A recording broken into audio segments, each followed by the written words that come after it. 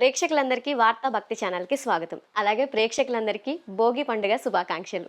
నమస్తే గురూజీ. అఖండ ఐశ్వర్యమస్తున్నా. గురూజీ, ఈరోజు భోగి. అంటే భోగి యొక్క ప్రత్యేకత ఏంటి? భోగి పండుగ అంటే ముఖ్యంగా మనం అంటే వైదికపరమైనటువంటి ప్రక్రియ చూసుకుంటే గోదాదేవి కళ్యాణం. అంటే వైదికంగా చూసుకుంటే గోదా కళ్యాణమే. ఎప్పుడు చేస్తారు? మధ్యాహ్న సమయంలో చేసేటువంటి అవకాశం అంటే అభిజిత్ లగ్నంలో చేసేటువంటి గోదా కళ్యాణం. ఈ గోదా కళ్యాణం అంటే ఏమీ లేదు, పద్మావతి కళ్యాణమే. సో చాలామంది ఒక ప్రత్యేకంగా, ఎందుకంటే అక్కడ గోదాదేవిగా అమ్మవారు అవతరించడం గోదా కళ్యాణం చెప్పబడింది. ఈ గోదాదేవి ఆయన్ని ఎలా చిన్నప్పటి నుంచి కూడా సేవ చేయకుండా స్వామివారికి పూలు కడుతూ తన మెళ్ళు వేసుకుంటుంది. ముందు ఆవిడ తన మెళ్ళు వేసుకొని అందంగా చూసుకొని ఆ రైట్ అని చెప్పేసి ఆయనకి ఇస్తుంటుంది. ఆ ఒక రోజున ఆయన వాళ్ళ తండ్రి గారు చూసి, ఏంటి నారాయణ నారాయణ ఇంత తలెత్తుగా నొప్పి లేపుతున్నావు, భగవంతునికి ఇచ్చేటువంటి పూలమాలికలు నువ్వేసుకుంటావు అని చెప్పేసి ఆయన బాధపడుతూ ఏడుతుంటే, ఆయన నీకు వేరే, నిన్న నా భర్తగా అనుకుంటున్నా అంటది. ఆయన అప్పుడే నారాయణ నారాయణ విష్ణు అనుకుంటే, ఏంటి ఇంత వైపరీత్యం అని చెప్పేసి గోదాదేవిని మందలిస్తే, పుట్టినప్పటి నుంచి మొదలు పెడితే ఆవిడ యుక్త వేసి వచ్చేంత వరకు ఆ శ్రీమన్నారాయణుడు ఆ భర్త, అంతకు మించి ఇంకొకళ్ళు లేరన్నటువంటి ఒక భావనతో ఉండడం. తర్వాత శ్రీమన్నారాయణుడు ఈ యొక్క గోదాదేవి తండ్రి గారికి కళలు కనిపించడం, ఆమె నా కోసమే పుట్టిందని చెప్పేసి పరిణయమాడడం, అటువంటి అదృష్ట యోగాన్ని కలిగించడం, అది భూమిలో జరిగినటువంటి ఒక విశిష్టమైన వేడుక. అసలు అటువంటి భగవంతుడు మనల్ని ఆదరిస్తాడా అన్న విషయానికి ఒక ప్రతీకగా చెప్పవచ్చు. కాబట్టి గోదాదేవి కళ్యాణం అనేది స్పష్టంగా మనందరం కూడా కనులారా చూసినటువంటి ఒక పండుగ.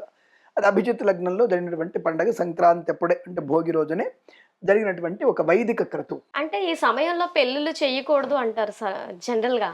మరి అలాంటిది భగవంతుడి కళ్యాణం ఎలా జరిగింది? మీ ప్రశ్నలోనే సమాధానం ఉంది కదమ్మా. సమయాలు ఎవరి కోసం పెట్టుకున్నాం? మనం పెట్టుకున్నాం. భగవంతుడి కంట్రోల్ ఉన్నటువంటి సమయాలు అవన్నీ కూడా సర్వదేవతలు ఆయన కంట్రోల్లో పెట్టుకొని, ఆయనకి శుభ సమయం ఏంటి, అశుభ సమయం ఏంటమ్మా?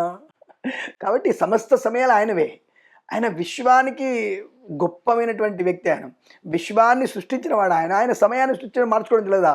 ఇట్లా ఒక చిన్న వెంట్రుకతో ఇలా అంటే దరిపు నవగ్రహాలు ఒకవైపు వచ్చేస్తాయి, ఇలా ఒకటంటే ముక్కోటి దేవతలు ఒక పక్కకు వచ్చేస్తారు, ఒక గోటితో ఇలా అంటే ఆయన ప్రపంచం, ఒక లోకం మారిపోతుంది ఇలా అంటే. అటువంటి ఆయనకి సమయాలు ఏముంటుంది? సమయాలు భగవంతునికి లేవు, మనకు మాత్రమే. అంటే ఒక మంచి సమయంలో వెళితే, ప్రాణ లగ్నాల్లో ఉన్నప్పుడు మనం వెళితే మంచి పని అవుతున్న విషయం మన కోసం తప్ప భగవంతుని కోసం శుభాశుభ సమయాలు ఉండవు. అలాంటి మన నవమి రోజు రామచంద్ర వారి పెళ్ళి అవుతుంది. ఆషాఢం అప్పుడు మనకి కొంతమంది వివాహాలు జరుగుతుంటాయి. అష్టమి రోజే కృష్ణుడు వారు పుట్టారు. సో ఇవన్నీ కూడా చాలా ఉంటాయి. అంటే ఇవన్నీ కూడా భగవంతునికి ఆయన కోసం చేసుకునేవి కాదు. అలా మనకి ఈ తిథి నక్షత్ర యోగాల్లో ఇలా మనం ప్రయాణం చేస్తే మనకు అనుకూలవంతమైన సమయం అని చెప్పుకునేటువంటి ప్రయత్నం మానవులకి తప్ప భగవంతుని కోసం కాదు. ఈ విషయాన్ని అందరూ గమనించుకోవాలి ఫస్ట్ మీరు. సో ఇలాంటి ప్రశ్నలు మనకి ఉత్పన్నం అవుతూ ఉంటాయి కాబట్టి సమాధానం అందరికి వచ్చింది అనుకుంటున్నాను నేను. బట్ భగవంతుడికి సమయాలు లేవు, అంతా ఆయనదే. అసలు ఆయన రాత్రి పగలు లేదు. ఆయనకి ఎందుకంటే ఆయన కంట్రోల్లో రాత్రి పగలు ఉంటుంది. ఆయనకి రాత్రి పగలకు మించినటువంటి లోకంలో ఉన్నాడు ఆయన. అంతరిక్షంలోకి పోతున్నావు, నేను ఇంకో లోకంలో అనుకుంటున్నావు నువ్వు. ఆయన అంతరిక్ష భవంతరాలపైన ఉన్నాడు ఆయన. కాబట్టి అటువంటి 24 లోకాలని కూడా తన ఆధీనం అవుతున్నటువంటి వ్యక్తి కాబట్టి, సరే భూలోకంలో టైం ఉంది, మన అంతరిక్షంలో నెల రోజులకే, సంవత్సరానికి 3 రోజులు. ఎక్కడ 1 ఇయర్ మనకైతే అక్కడ వాళ్ళకి 1 మంత్ 2 మంత్స్ అవుతుంది. వాళ్ళకి అంత తక్కువ టైం ఉంటుంది వాళ్ళకి. సో కానీ వాళ్ళు సూర్యుడు భూమి తిరిగే చూస్తారు. వాళ్ళు మనకి 24 గంటలు పడుతుంది, వాళ్ళకి 24 సెకండ్లే పడుతుంది, వాళ్ళకి నిమిషాలే పడుతుంది. వాళ్ళకి భూమి తిరిగినప్పుడు వాళ్ళు చూస్తున్నప్పుడు, అరే భూమి తిరుగుతుంది అంటాడు వాడు అంతరిక్షంలో ఉండి.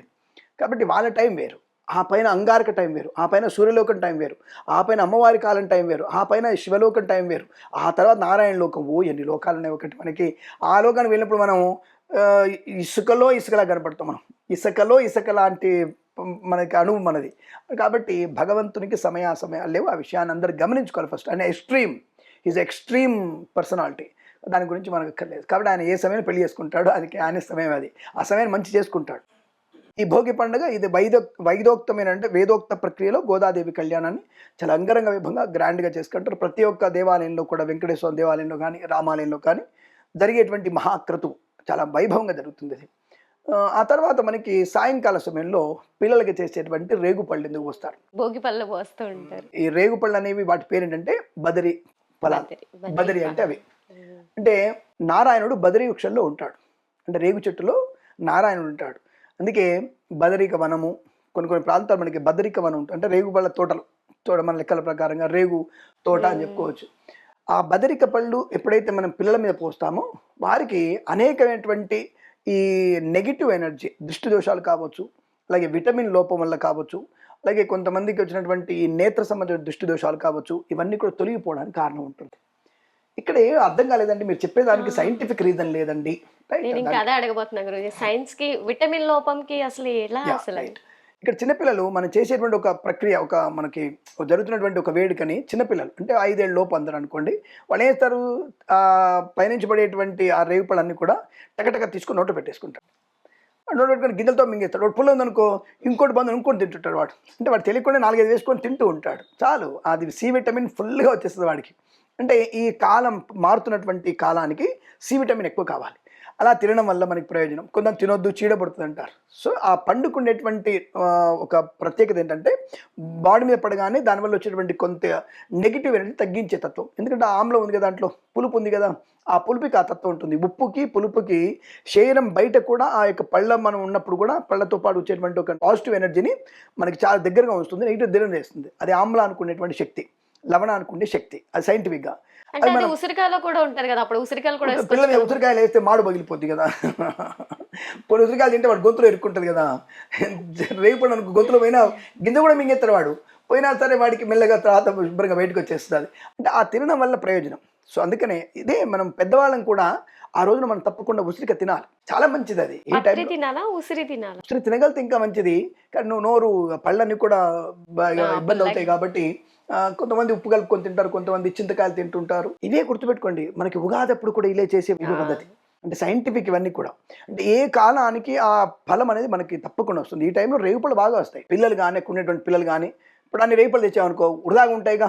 ఇప్పుడు కొన్ని అయితే పోస్తారు, మరి వృధాగా ఉంటాయిగా. అందరూ వేస్తారంటే అటు వెళ్తూ నడుచుకుంటూ వెళ్తూ 2 నోట్లు వేసుకుంటారు, ఇటు వెళ్తూ 2 నోట్లు వేసుకుంటారు, వాడొచ్చి నోట్లు వేసుకుంటాడు. అంటే ఎవడో ఒకటి దాన్ని చూడగానే సరే నోట్లు వేసుకునేటువంటి ఆలోచన పెరిగి తెలిసి తెలియక వాళ్ళకి సి విటమిన్ బాగా డెవలప్ అవుతుంది. ఇంట్లో అందరు తింటారు ఖచ్చితంగా, అవి పడేరు, ఎవరు కూడా మాక్సిమం పడేరు. ఈ సీజన్ కి అవి నోటికి కూడా బాగుంటాయి. సో పులుపుగా ఉండడం వల్ల మంచి ఒకటి. ఈ భోగి పళ్ళు వేయడం వల్ల భోగి పళ్ళతో పాటుగా తడిపి ఆరబెట్టిన బియ్యాన్ని కూడా పోస్తారు. తడిపి ఆరబెట్టినవి నూకలు కానివి, అంటే విరిగిపోదు, విరిగిపోనివి అక్షతలు, విరిగితే క్షతలు. అక్షతం అంటే విరిగిపోనిది అని అర్థం. కాబట్టి అటువంటి అక్షతలతో వేసినప్పుడు మనకి ఆయుష్, ఆరోగ్యం బాగుంటుంది. మరి బియ్యంలో ఏముంటుంది అంటే చంద్రదృష్టి వల్ల మనకి తప్పకుండా మానసికమైనటువంటి వికల్పాల నుంచి బయటపడతాం. అంటే మానసిక విపం. రెండవది తర్వాత కొంతమంది నవధాన్యాలు పోస్తుంటారు, కొంతమంది శనగలు మాత్రమే పోస్తుంటారు. అంటే నవధాన్యాలు కూడా వేస్తుంటారు కొంతమంది. దాంట్లో నలను లేదని కొంతమంది. ఏం కాదు, వేయడం వల్ల నష్టం ఏం లేదు. అంటే భగవంతునికి అనుగ్రహాన్ని పొందడానికి వేయడం. నలుగులు తలలో ఇరుకుతాయి కాబట్టి వేద్దని చెప్పేసి బియ్యము, రేగుపళ్ళు మాత్రం ఎక్కువ వేస్తుంటారు, అవే కలుపుతారు మ్యాక్సిమం. కొంతమంది శనగలు కూడా పోస్తుంటారు, కొంతమంది అందులో కాయిన్స్ వేస్తారు ధనవృద్ధి బాగా ఉండాలని చెప్పేసి. ఇక్కడ బియ్యము చంద్రుడికి ప్రీతిగా చెప్పబడుతుంది. మానసికమైనటువంటి ఇబ్బంది ఉన్న వాళ్ళకి చాలా మంచి ప్రయోజనాన్ని కలిగిస్తుంది. తడిపి ఆరబెట్టిన బియ్యం అనేది మనిషికి నోట్లో వేసుకునే శక్తి వస్తుంది. అవి తినరు, మ్యాక్సిమం పిల్లలు తినరు. కానీ ఈ చంద్రుడి వల్ల ఏమవుతుందంటే ఈ చర్మ సంబంధ అనారోగ్యాన్ని, కంటి సంబంధ అనారోగ్యాన్ని పూర్తిగా తొలగింపజేస్తుంది. అది ఎప్పుడైతే మన శరీరం మీద పడి కాసేపు ఉంటాయిగా, అందరూ పోస్తుంటారుగా, కాబట్టి అవి దాదాపు ఒక 1/4 కిలో 1 కిలో మన ఒంటి మీద ఉంటుంటాయి. అంటే ఒంటి మీదనో, జుట్టు మీదనో, తల మీదనో, భుజాల మీద ఉంటుంటాయి. కాబట్టి అలాంటి వాటివి ఔషధీకృతమైనటువంటి వాటి వల్ల మనకి ప్రయోజనం బాగా ఉంటుంది.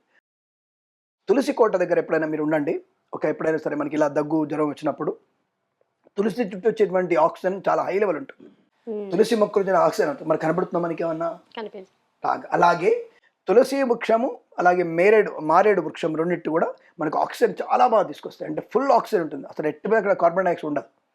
అందుకే తులసి చుట్టూ ప్రదక్షిణ చేసుకుంటారు ఆడవాళ్ళు 11 సార్లు. అందుకే ఎందుకంటే ఎంతో పొగల్లో ఉండి వంట చేసి ఘాటు పీల్చి అది పీల్చి వాళ్ళు చేయకుండా రీఎనర్జీ, డైలీ రీఎనర్జీ ఈ 3 సార్లు ప్రదక్షిణ చేసుకుంటే 10 గంటలు వాడు కష్టపడేటువంటి కష్టానికి ప్రతిఫలం తప్పకుండా దొరుకుతుంది. తులసిలో ఉండేటువంటి ఆక్సిజన్ అది ఫుల్ లెవెల్ ఉంటుంది. అలాగే అది కనబడదుగా. అలాగే ఇక్కడ చంద్రుడి యొక్క ప్రీతి అనే బియ్యము కూడా తడిపి ఆరవేసినవి మన చర్మానికి, కంటికి, గొంతుకి అనుకూలవంతమైనటువంటి ఫలితాన్ని కలిగిస్తాయి. కాబట్టి రేగుపళ్ళని మరియు మనకి ఈ తడిపిన ఆరబెట్టి బియ్యాన్ని తప్పకుండా ఒంటి మీద పోసేవాడు. డబ్బులు ఎందుకు వేస్తారంటే యాక్చువల్గా వేయాల్సింది రాగి కాయిన్స్ వేయాలి. రాగి బిళ్ళలు వేస్తే తప్పకుండా మనకున్నటువంటి ఈ రాగి బిళ్ళకి అంటువ్యాధులు కలిగించే అవకాశం ఉండదు. అలాగే గొంతు సంబంధమైనది, ఉదర సంబంధమైనటువంటి రోగాల్ని నాశనం చేసే అవకాశం ఉంటుంది. ముఖ్యంగా మనకి ఎట్టి పరిస్థితుల్లో కూడా ఈ పేలు పట్టడం, ఈ చుండ్రు పట్టడం లాంటివన్నీ తొలగిపోవడానికి కారణం రాగి, రేగుపండు. ఇవి కలిపి వేస్తే పిల్లలకి మంచిగా ఉంటుంది. మరి బంగారం కాయిన్స్ కూడా వేస్తారు ఉన్నవాళ్ళు, చాలా మంది పెద్దవాళ్ళు కూడా. బంగారం కాయిన్స్ వేయడం వల్ల జుట్టు బాగా పెరుగుతుంది, ఒంటికి వర్చస్సు బాగా పెరుగుతుంది. సార్ రాగి కాయిన్స్ అందరి దగ్గర ఉండవు కదా, సరే ఉన్నవాళ్ళు తప్పకుండా వేసుకోండి. మరి ఐటీ వాళ్ళు వస్తారు చూసుకొని జాగ్రత్తగా, ఐటీ డిపార్ట్మెంట్ వాళ్ళు వస్తే కష్టం. రాగికి పర్వాలేదు, బంగారం కాయిన్స్. కాబట్టి బంగారం వేసుకునే వాళ్ళు జాగ్రత్తగా ఉండండి. రాగి వేసుకుంటే ఇంకా మంచిది. రాగి వేసుకోవడం వల్ల చాలా మంచి. లేవు కాబట్టి ఏం చేస్తాం, మన కాయిన్లో ఒక రాగి ఉంటుంది. కాయిన్స్ అన్ని కూడా పంచలోహాలతో ఉంటాయి, కానీ తప్పకుండా దాంట్లో రాగి ఉంటుంది కాబట్టి ఆ రాగి వల్ల ప్రయోజనం కాబట్టి కాయిన్స్ వేస్తున్నాం మనం. ఇప్పుడున్నటువంటి రూపాయి కాయిన్స్ అవి వేయకుండా ఎవరైనా సరే చిన్న చిన్నవి రాగి దొరుకుతాయి మనకి, ఆ రాగి బిళ్ళలు వేసుకుంటాం. కొంతమంది బిస్కెట్లు, చాక్లెట్లు సంప్రదాయాన్ని భ్రష్టు పట్టించేవాడు కానీ పిల్లలు వినట్లేరని చెప్పేసి వాళ్ళకి అదే రేగుపళ్ళే పోయడానికి కారణం ఆరోగ్యవంతం అయితే చాక్లెట్ కేకులు పెట్టడం అనేది అనారోగ్యానికి కారణం. ఇది మనకు తెలుసుకోవాల్సిన పద్ధతి. కాబట్టి పిల్లల్లో ఆ రేపుడు వాళ్ళే తింటారు, మీరు వదిలేయండి. మీరు చూడండి, వాళ్ళు పట్టుకుని కానీ గింజలు మింగేస్తారండి, ఏం పర్వాలేదు, గింజలు లోపలికి వెళ్ళిపోతాయి. మీకు దాని గురించి టెన్షన్ పడకండి, మొక్కలేని రావు మీ పిల్లల కడుపులోంచి, కంగారు పడకండి. అంటే ఇవన్నీ కూడా మనకి ఔషధీకృతమైనటువంటి పిల్లవాళ్ళకి వృద్ధి, రజో వృద్ధి, యశస్సు కలగడానికి బాగా ఉపయోగపడుతుంది. కాబట్టి భోగి పండుగ రోజు తప్పకుండా సాయంకాలం పూట వేసుకుంటారు. అలాగే భోగి పండుగ రోజు కోలాటం ఆడుతుంటారు కొంతమంది, ముగ్గులు వేసేసి. అంటే పువ్వులు కూడా వేస్తారు కదా గురుజీ, పువ్వులు కూడా వేయచ్చా పిల్లల మీద? పూలు వేయచ్చు, అంటే సుగంధమైనటువంటి పూలు వేయాలి, వాసన రాని పూలు వేయకూడదు, సుగంధమైనటువంటి పూలు. చాలా మంది బంతి పూలు వేస్తూ ఉంటారు, అవి సీజన్ దొరుకుతాయి కాబట్టి వేస్తుంటారు, రెక్కలు వేస్తుంటారు. అంటే పూలు ఎందుకంటే కొద్దిగా లుకింగ్ గుడ్, అంటే మంచిగా కనబడడానికి, పిల్లలు సరదా పడడానికి. వాళ్ళు చాలా, అంటే పిల్లలు ఎంత ఆనందపడితే ఆ ఇంటికి ఎంత యశస్సు ఉంటుంది.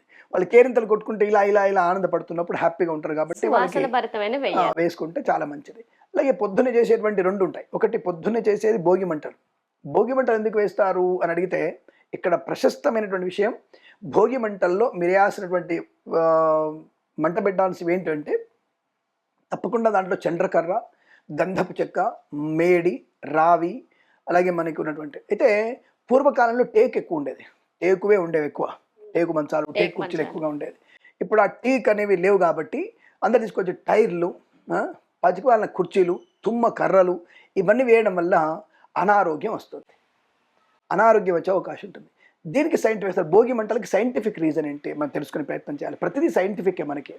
ఇక్కడ చేసినటువంటి మర్రి, జువ్వి, రావి ఇటువంటి ఔషధీకృతమైనటువంటి అన్ని కూడా పేర్చి భోగి మంటలు చేస్తున్నప్పుడు నీకుండేటువంటి రోగ నాశనం కలగడానికి, ఇంట్లో ఉండేటువంటి దరిద్రం పోవడానికి, అంటే ఇంట్లో పనికిమాలను తీసుకొచ్చి పెడుతున్నాం కదా, పనికిమాల కర్రలు మాత్రమే పెట్టి మనం చేసేటువంటి ఆ యొక్క భోగి మంటలు మనకు భోగభాగ్యాలు కలగడానికి, దరిద్రం అంతా కూడా తొలగిపోయి ఆనందకరమైన లక్ష్మీప్రదం ఉండడానికి మనం మంటలు వేస్తాం. ఇది మనకు ప్రాక్టికల్ చేసింది. మరి సైంటిఫిక్ ఏంటి అంటే ఎక్కడైతే ఔషధీకృతమైనటువంటి మోదుగ పుల్లలతో వచ్చినటువంటి ఆవు నెయ్యి వేసి వెలిగించిన ఆ వెలుతురు, ఆ పొగంతా కూడా ధూమంతా పైకి వెళ్ళిపోయిన తర్వాత నెక్స్ట్ వచ్చే కాలం ఏమిటి? వేసవి కాలం. నెక్స్ట్ వచ్చేది మనకి వేసవి కాలం. అంటే ఈ వసంత కాలంలో మనకి చిగుళ్ళు వచ్చేది అంత ఉంటాయి కదా, ఇవన్నిటికి కూడా మంచి బ్రహ్మాండ వృద్ధిలోకి వచ్చాయి అవి. మరి వాటికి నీళ్ళు కావాలి కదా, నెక్స్ట్ ఫలాలు రావాలంటే, పూత వచ్చింది, మరి ఫలాలు రావాలంటే నీళ్ళు కావాలి కదా. ఈ మనం చేసినటువంటి ఈ ధూమం అనేది మంచి ధూమం, అది ధూమం అంటే పొగ. ఈ పొగ మేఘాన్ని కమ్ముకొని సముద్రపు నీరు ఎప్పుడైతే వేసవి కాలంలో సూర్యకిరణాల ద్వారా స్వీకరించినటువంటి ఆ యొక్క నీటి బిందువులు ఈ సమ్మిళితమైనటువంటి ఈ మంచి పొగ వల్ల మంచి మేఘంగా తయారై సువర్షం కురుస్తుంది. అటువంటి సువర్షం మనకి మంచి ఆనందాన్ని, సువృష్టిని, అనుకూలతని, పంట పొలాల లాభాన్ని, మనకి తాగే నీరుని వృద్ధి చెల్లిస్తుంది. అదే మనకి ఇప్పుడు ఇళ్లల్లో చూస్తుంటే ఆవు పిడకలు కూడా వేయిస్తారు పిల్లలతో తీసుకువెళ్ళి. ఇవన్నీ కూడా ఔషధీకృతమైనవి. గోవు చేసేటువంటి వాటితో కూడా గోపిడికలు, గోముఠాలు అంటారు వాటిని. ఇవన్నీ కూడా మనం పెట్టేటువంటి, అంటే ఈ పంచధాతువులు, అంటే మద్ది, మర్రి, జువ్వి, త్రిశూలు పడుకొని ఉంటే దాచిపెడతారు ఆ ఎండిపోయినవి, అప్పుడు కూడా వేస్తారు. ఇవన్నీ వల్ల మంచి పొగ బయటికి వెళ్ళి ఈ ఓజోన్ పొర అంటారు కదా, ఆ ఓజోన్ పొర రక్షణకు కూడా ఇది కారణమవుతుంది. కాబట్టి ఇవన్నీ కూడా మనం చేయాల్సిన పద్ధతి. ఇది పొల్యూషన్ కాదు. దాంట్లో మీరు టైర్ వేశారా, పనిగా తుమ్మకర్రలు వేశారా, చిరిగిపోయినటువంటి వస్తువులు వేశారా, బట్టలు వేశారా, ఆయిల్ వేశారా, పెట్రోల్ వేశారా, కిరోసిన్ వేశారా, డీజిల్ వేశారా, బొగ్గులు వేశారా, నష్టం. ప్రకృతి వినాశనానికి కారణం మీరే. ఇప్పుడు ఆలోచించుకోండి, ప్రకృతి వినాశనాన్ని చేద్దామా, ప్రకృతిని అనుకూలంగా మలుచుకుందామా? ఇది మీ మీద ఆధారపడింది. ఇది ఇంకా ఇప్పటి కాలంలో కొంతమంది పల్లెటూళ్ళు చేస్తున్నారు, కొంతమంది అది కూడా మర్చిపోయారు. ఈ సమయంలోనే ఆడపిల్లల భోగి మంట చుట్టూ కోలాటం ఆడేటువంటి ప్రక్రియ బాగా ఉంటుంది. కోలాటం ఆడుతూ సరదాగా ఉంటూ, నిజంగా చెప్పాలంటే యాక్చువల్ పొద్దున స్నానం చేయాలి, కానీ ఎవరు నాకు స్నానం చేయరు. స్నానం చేసి శుద్ధిగా చేయాలి. భోగి మంటలో ముగ్గు వేస్తారు. మా అక్క వాళ్ళ ఇంట్లో మంచి ముగ్గులు వేసి భోగి మంటలు మీరు అన్నట్టుగా ఆవు పిడుకలు పెట్టి చేసేటువంటి ప్రక్రియ ఉంది. స్నానం చేయమంటే మా పిల్లలందరూ కూడా స్నానం లేదు ఏం లేదు, బ్రష్ చేసుకొచ్చామా, పాలు తాగామా, కాఫీ తాగామా, రైట్ దాని చుట్టూ కూర్చొని భోగిమంట పాటలు పాడుకుంటూ సరదాగా కోలాటం అనేటువంటి ప్రక్రియ ఉంది. స్నానం చేస్తే మంచిది. సరే ఆ వేడుక అయిపోయిన తర్వాత స్నానం చేసినా మంచిదే. ఆ తర్వాత ఆ విభూతిని పెట్టుకుంటారు అందరూ కూడా. అంటే ఆ విభూతి పెట్టుకోవడం వల్ల పిల్లలకి దృష్టి దోషాలు పోతున్నట్టు భావన. ఇన్ని రకమైనటువంటి సైంటిఫిక్గా ఉన్నటువంటి సిచ్యువేషన్లు ఇవి. కాబట్టి భోగి పండుగ చాలా విశేషమైనది. ఇన్ని రకాల పనులు చేసుకుంటూ సాయంకాలం ఎప్పుడైతే భోగి పళ్ళు పోసుకునేంత, భోగి మంటల నుంచి మొదలుపెట్టి భోగి పళ్ళు పోసుకునేంత వరకు మధ్యలో ఇంట్లో పూజలు, మంచి మంచి భోజనాలు అన్ని తినేసి శుభ్రంగా కళ్యాణానికి వెళ్ళి ప్రసాదం తీసుకొచ్చి ఇంటికి వచ్చి మళ్ళీ బంతి భోజనం చేసి సాయంత్రం రెడీ చేసుకొని ముత్తైదువుని పిలిచి అందరితో భోగి పళ్ళు పోయించేసి అందరికీ వాయనాలు ఇచ్చేసి తాంబూలాలు ఇచ్చి సాయంత్రం మళ్ళీ 7 సరదాగా సినిమాలు షికారులు చూసుకుంటూ హాయిగా వేడుక చేసుకుని మర్నాడు సంక్రాంతి రోజు పొద్దున్నే రథం ముగ్గులు స్టార్ట్ అయ్యేటువంటి వ్యక్తులు రెడీ, ఆడవాళ్ళు అందరూ కూడా రెడీగా ఉంటారు. నైట్ 12 ఎప్పుడో చూస్తారు, 12 అయ్యి పడుకుంటారు. 3 o'clock గెటప్, అమ్మ పక్కా లేచింది, నేను లేవాలి, నేను ముగ్గులు వేయాలి, చాన్పి చేయాలి. ఇక్కడ ఒక చిన్న విషయం, ఈ మధ్య మనకి దాన్ని తెలంగాణలో చాన్పి అంటారు, సో మనకి ఆంధ్రాలో సరే దానికి కళాపి అంటారు. ఏదో కలర్ తీసుకొచ్చారు, ఈ మధ్య కలర్ తీసుకొచ్చారు. ఇది పసుపు, అది మనకి ఆవు పేడ కలిపినట్టుగా ఉండేది. అటువంటి దరిద్రపు కెమికల్స్తో మీరు వాకిల్ని అలకకండి. ఇప్పటికీ మనకి ఊళ్ళల్లో ఆవులు దొరుకుతున్నాయి. ఆవులకు వచ్చినటువంటి ఆవు పేడ తీసుకొచ్చి కళాపి చల్లే ప్రయత్నం చేయండి, చానిపి చల్లే ప్రయత్నం చేయండి. దానిపైనే మనకు రోగనిరోధక శక్తి బాగా ఉంటుంది. దాని మీద ఆడేటువంటి ఆటలే పిల్లలు పొద్దున ఆడతారు. దాని మీద వాళ్ళు ముగ్గులు వేస్తుంటారు, డొల్లుతుంటారు, కింద పడుతుంటారు. ఈ ఆవు పేడతో వచ్చినటువంటి మట్టి అనేది పిల్లలకి మంచి అనుకూలత కలిగిస్తుంది. ఇది తెలియకుండా మనం ఇంకా పిల్లల్ని ఆర్టిఫిషియల్ పేడలు వేసేసి చేస్తున్నారు. అటువంటి ఆర్టిఫిషియల్ పేడలు పల్లెటూళ్ళలో ఎక్కువైపోయింది, నేను చూసాను, దరిద్రం అది. దయచేసి అటువంటి వాడకుండా నిజమైనటువంటి ఆవు పేడతో మీరు అలికితే చాలా మంచిది. చాలామంది ఏమంటారంటే, ఎక్కడ స్వామి ఆవు పేడ కూడా మనిషి పేట లాగానే వాసన వస్తుందని చెప్తున్నారు. అంటే ఎందుకు అంటే, మనం చేసినటువంటి బిర్యానీలు, మనం తింటున్న చపాతీలు, అన్నము, కూరలు, బగాల దుంపలు ఇవన్నీ దాని కాకుండా వాని ఆహారంగా మనం పెడుతున్నప్పుడు అది ఆకలిస్తుంది, తినేస్తుంది. అది తినేసి మనిషి పెంట ఏముంటుంది వాసన వస్తుంది, అది పెంట కూడా అదే వాసన వస్తుంది. కాబట్టి దయచేసి అటువంటి పెట్టకండి, అలాంటి పేడతో మీరు అలకకండి. సో దానికన్నా మామూలు నీళ్ళు పోసుకొని పసుపు నీళ్ళు మంచి చేసినా మంచిదే, దాని ఇంకా విశేషం. కానీ ఆర్టిఫిషియల్ దాన్ని వాడక ప్రయత్నం చేయకండి, జాగ్రత్తగా ఉండండి. సంప్రదాయబద్ధమైనది, సహేతుకమైనది, ఆచరణీయమైనది చేస్తే చాలా మంచిది. అంటే గురూజీ, ఇప్పుడు గోదాదేవి కళ్యాణం అనేది చూస్తే పెళ్లి కాని వాళ్ళకి పెళ్లి జరుగుతుంది, లేకపోతే కాని వాళ్ళు ఈ గోదాదేవి కళ్యాణానికి సంబంధించి కొన్ని స్తోత్రాలు కానీ పాటలు కానీ పఠిస్తే వాళ్ళకి చాలా మంచి జరుగుతుంది అని అంటారు. అంటే ఇక్కడ చాలా మందికి ఒక లవ్ మ్యారేజ్ ఇది లవ్ మ్యారేజ్ అంటే వన్ సైడ్ లవ్ మ్యారేజ్ ఇది. స్వామివారు అందరిని ప్రేమిస్తాడు, ఆయన అందరిని చేసుకోవాలంటే కష్టం.